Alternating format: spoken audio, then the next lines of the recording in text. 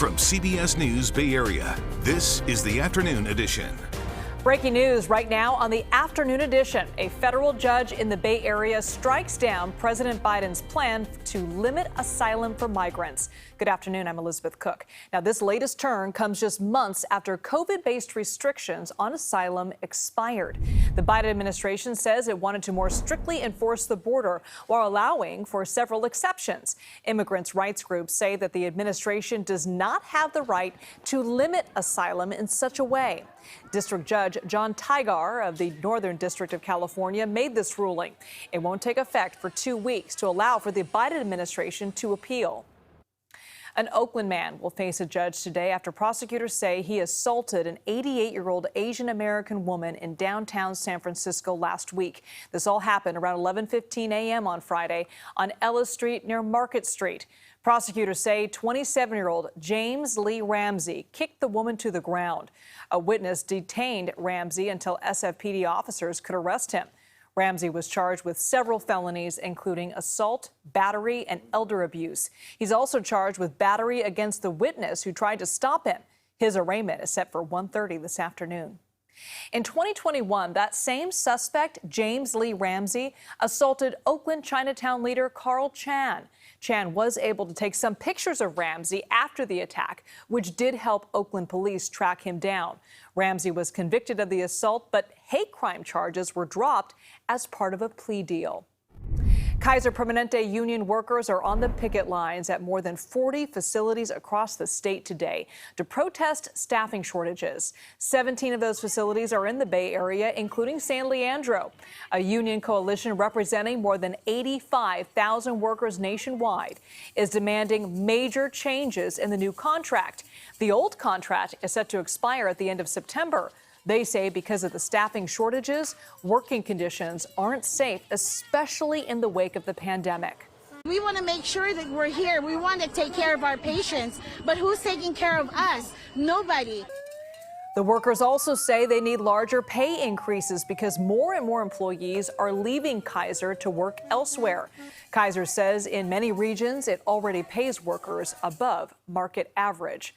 Kaiser, for its part, released a statement saying, quote, given where we are in the bargaining process, it's clear the picketing by the coalition isn't about drawing attention to new issues, but rather an attempt to create bargaining leverage.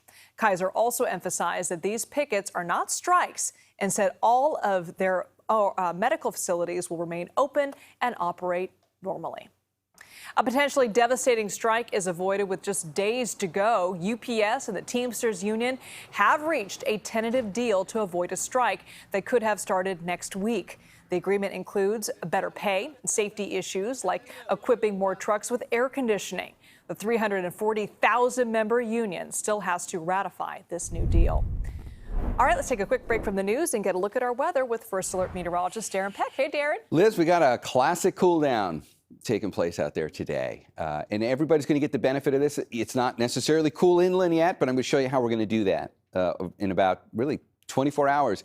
Pretty picture from the camera on top of the Salesforce Tower looking south. You see a little bit of the marine layer that's just kind of hanging out there off in the distance. We can track that by seeing just how much of the coastline has had the marine layer start to fill in. We've got the high-resolution satellite imagery on there, and you can see as we take that look up the peninsula, see that little fog blanket that's just coming over the west side of the city. It is barely extending further into the bay. So we're not really getting it all that far inland today.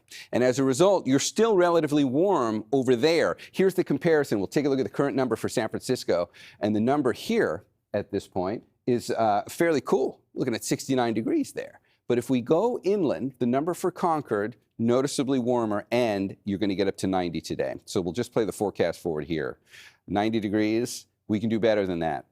88 would be the average. We're going to get you there and below it. I'll see you with that in the 7-day forecast coming up in just a few minutes. Liz, for now, back to you. That's going to feel really good for a lot of people. All right, Darren, thanks. Looking out live to Oracle Park, where tonight the Battle of the Bay is back. The A's take on the Giants. First pitch set for 6:45. And while, of course, this is a big rivalry, A's fans hope that the San Francisco home crowd is on the same team when it comes to keeping their A's in Oakland. Here's Dawson Moran. Well, A's fans are hoping they can get the support of Giants fans tonight. We know this series is one that draws thousands of fans on both sides of the Bay Bridge, and this could really draw even more attention to their message when it comes to them wanting John Fisher to sell the team. A's fans show up. We know that these images here, these were some of the crowds at the reverse boycott in June at the Oakland Coliseum. Can the crowds at Oracle Park tonight beat this? That is what people are going to be paying attention to. At least I will. Two fan groups are organizing this tonight, Last Dive Bar and Oakland 68s. We talked to the co-founder of Last Dive Bar ahead of tonight's game. We're gonna make the place kind of loud. We're planning on showing up wearing green cell shirts. We have some black cell shirts. We have got posters, and we're gonna go out there and chant "Sell the team" as loud as we can and be loud. Here are the posters he's talking about, with the inspiration being the 1989 World Series between the Giants and A's. You can see players there shaking hands, and in big letters, "Unite the Bay." Well, why this series? To continue their message. Well, Paul Bailey, who you just heard from, says he knows this is a series that draws a lot of people, and they're hoping Giants fans will unite with them. We know this is an unfortunate situation for A's fans. They are loyal and they want their team to stay in the Bay Area. When it comes to Giants fans, well, this is a friendly rivalry, and I know quite a few fans who enjoy this Battle of the Bay series, so we will have to wait and see if they will support A's fans come tonight. Well, the 49ers reported for training camp earlier today. They will hold their first practice tomorrow, and all eyes will be on the quarterback position. Brock Purdy continues to make good progress as he recovers from elbow surgery.